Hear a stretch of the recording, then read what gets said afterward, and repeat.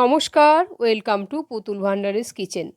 মাত্র 10 মিনিটেই এরকম নরম তুলতুলে সরু চাকলি পিঠা আপনারা বাড়িতেই বানিয়ে নিতে পারবেন। এই সরু চাকলি পিঠাটা আমরা সকলেই বানাই। শীতকাল এলেই এই সরু চাকলি পিঠাটা বানানো যেহেতু খুব সহজ, তাই প্রায় আমরা মাঝে মধ্যে বানিয়ে এই পিঠাটা খাই। এটা সকালে জলখাবারে বা রাত্রে খেতে খুবই ভালো লাগে। একেবারে নরম তুলতুলে হয়, মুখে দিলেই এটা মিলে যায়। এটা মেনলি খেজুরের পাতলা গুড় দিয়ে খুব খেতে ভালো লাগে। অনেকে আবার এটা টমেটো সস দিয়েও খেতে পছন্দ করেন। এই পিঠেটা বানানো এতটাই সহজ, অনেকে ভাবেন যে পিঠেটা বানানো হয়তো খুবই একটা কষ্টকর ব্যাপার, হয়তো তাওয়া থেকে উঠবে না বা ননস্টিকের তাওয়া চাই। এই পিঠেটা আমি আজকে নর্মাল রুটি করা তাওয়াতেই আপনাদের বানিয়ে দেখাবো। কোনো রকম তাওয়ার মধ্যে লেগে যাবে না, একেবারে সুন্দরভাবে এই পিঠেটা উঠে যাবে যদি আমার মতো করে এইভাবে ফলো করে রেসিপিটা বানান। তা চলুন তাহলে আজকে দেখুন আমি কিভাবে এই সরু চিগলি পিঠেগুলো বানিয়েছি, একেবারে প্রথম থেকে দেখিয়ে দিচ্ছি। প্রথমে একটা বড় বাটির মধ্যে 1 কাপ পরিমাণ আমি নিয়ে নিলাম সেদ্ধ চাল। যে চালে নর্মালি আমরা ভাত খাই সেই সেদ্ধ চাল। 1 কাপ চালের জন্য আমি এখানে টেবিল চামচে 1 চামচ মেপে নিচ্ছি। এটা হচ্ছে বিউলির ডাল। একটুখানি বিউলির ডাল দিলে এই সরু চিগলি পিঠাগুলো তাওয়ার মধ্যে একেবারেই লেগে যাবে না। আর 4 চামচে হাফ চামচ দিয়ে দিলাম গোটা মৌরি। এখন এটাকে জল দিয়ে খুব ভালো করে এটাকে 5 থেকে 6 ঘন্টার জন্য ভিজিয়ে রাখতে হবে। খুব ভালোভাবে এটাকে নাড়াচাড়া করে ভিজিয়ে রেখে দিলাম 5-6 ঘন্টার জন্য। 5-6 ঘন্টা পরে আমি দেখাবো। প্রায় 5-6 ঘন্টা এটা আমি ভিজিয়ে রেখেছিলাম। চাল ডালটা খুব সুন্দর ফুলে গেছে, দেখেই বোঝা যাচ্ছে। এরকমভাবে কিন্তু এটাকে খুব ভালো করে ভিজিয়ে নিতে হবে। এখন এই চালটাকে খুব পরিষ্কার করে 2-3 বার 4 বার জল পাল্টে পাল্টে ধুয়ে পরিষ্কার করে নিতে হবে, যতক্ষণ না পরিষ্কার জলটা বেরোচ্ছে। ভালোভাবে না ধুলে কিন্তু সরু চিগলি পিঠাগুলো পরিষ্কার হবে না, সাদা সাদা হবে না। খুব ভালো করে পরিষ্কার করে ধুয়ে নিয়েছি, একটু জল রেখে দিয়েছি। একটা বড় মিক্সি জারের মধ্যে জল সমেত চাল ডালটা আমি একসঙ্গে দিয়ে দিচ্ছি।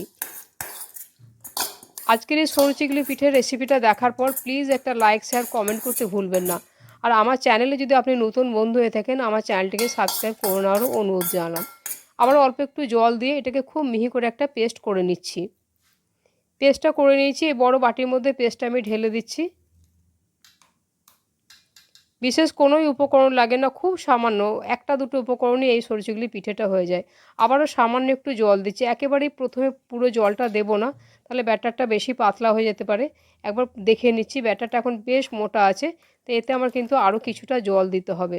সরু চিগলির ব্যাটার কিন্তু খুব বেশি মোটা হলে সরু চিগলিগুলো ভালো হয় না, মোটা মোটা হয়, পাতলা হবে না। তাই আবার আমি বেশ কিছুটা জল দিয়ে দিচ্ছি। জলের পরিমাণটা কিন্তু একটু বুঝে বুঝেই মেশাতে হবে। ব্যাটারের ঘনত্বটা ঠিক কেমন থাকবে দেখুন, আমি দেখিয়ে দিচ্ছি। হাতার এই পিছন দিকটা দেখতে পাচ্ছেন, ঠিক এরকম হাতার গায়ে হালকা একটু লেগে থাকবে, তখন বুঝবেন যে ব্যাটারের ঘনত্বটা একেবারে ঠিকঠাক আছে। এখন এখানে আমি দিয়ে দিচ্ছি পরিমাণ মতো নুন। নুনটা দেওয়ার পরে খুব ভালোভাবে এটাতে মিশিয়ে নিতে হবে, যেন নুনটা একেবারে ব্যাটারের মধ্যে পুরোপুরি গলে যায়। আপনারা আমার রেসিপিগুলো কে কোথা থেকে দেখছেন আমাকে যদি একটা কমেন্ট করে জানান, আমার খুবই ভালো লাগে। আর আমি আপনাদের প্রত্যেকের কমেন্টের উত্তরে আমি আপনাদের ধন্যবাদ জানিয়ে থাকি। নুনটা দেওয়ার পরে নাড়াচাড়া করে খুব ভালো করে মিশিয়ে নিয়েছি। এদিকে আমি যে তাওয়াতে রুটি করি সেই তাওয়াটা কম আছে, বেশ কিছুক্ষণ আগে বসিয়ে রেখে খুব ভালো করে গরম করে নিয়েছি।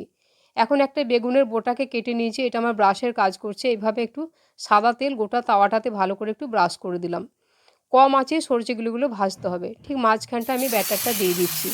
ব্যাটারটা দিয়ে দেওয়ার পরে যত তাড়াতাড়ি হয় তত এটাকে এভাবে গোল করে এভাবে টেনে নিতে হবে। এই কাজটা কিন্তু একটু তাড়াতাড়ি করে নিতে হবে। আমি এক টুকরো তালপাতা দিয়ে এটা করি। এই কাজটা আপনারা চাইলে তেজপাতা দিয়েও টেনে নিতে পারেন, বা হাতার পিছন দিকটা দিয়েও করতে পারেন। আমার তালপাতা দিয়ে করতে ভালো লাগে, তাই এইভাবে আমি করি। এখন এটাকে 2 মিনিটের জন্য কম আঁচে ঢাকা দিয়ে রাখতে হবে। 2 মিনিট পরে আমি ঢাকাটা খুলে দিচ্ছি, তবে সঙ্গে সঙ্গে কিন্তু এটা উল্টানো যাবে না, একটু অপেক্ষা করতে হবে ততক্ষণ যতক্ষণে ভেপারটা পুরোপুরি ছেড়ে যাচ্ছে। ভেপারটা ছেড়ে গেলে আস্তে আস্তে দেখবেন সাইড থেকে নিজে নিজে এটা উঠতে শুরু করে দিয়েছে। প্রথমে এইভাবে খুন্তি দিয়ে চারদিকটা একটু দেখে নিচ্ছি, দেখুন খুব সহজেই কিন্তু সরু চিগলি পিঠেগুলো উঠে যাচ্ছে। আর দেখতেও কত সুন্দর হয়েছে, তার মধ্যে একটুও লেগে যায়নি। আবার একটা আমি ভেজে দেখাচ্ছি একইভাবে। এখন সামান্য একটু তেল এভাবে ব্রাশ করে দিলাম, ঠিক মাঝখানটাতে ব্যাটারটা আমি দিয়ে দিচ্ছি। ব্যাটারটা দেওয়ার পরে এই কাজটা খুব তাড়াতাড়ি করে নিতে হবে, তা নাহলে কিন্তু ব্যাটারটা মাঝখানটায় জড়ো হয়ে যাবে। যতটা পারছি এভাবে টেনে গোল করে পাতলা করে দিচ্ছি। যত পাতলা করতে পারবেন ততই কিন্তু এটা খেতে বা দেখতে ভালো লাগবে। 2 মিনিট আবারও ঢাকা দিয়ে দিলাম।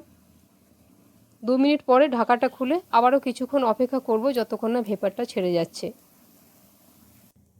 সাইডগুলো যখন অটোমেটিক এরকম উঠতে শুরু করবে তখন খুব সহজে কিন্তু সরষেগুলো পিঠেগুলো এইভাবে উঠে যাবে তাওয়া থেকে। তাওয়ার মধ্যে কোনো রকম একটুও লেগে যাবে না। সবগুলোই প্রথমে আমি এইভাবে ভেজে নিয়ে একটা থালার মধ্যে তুলে নিয়েছি।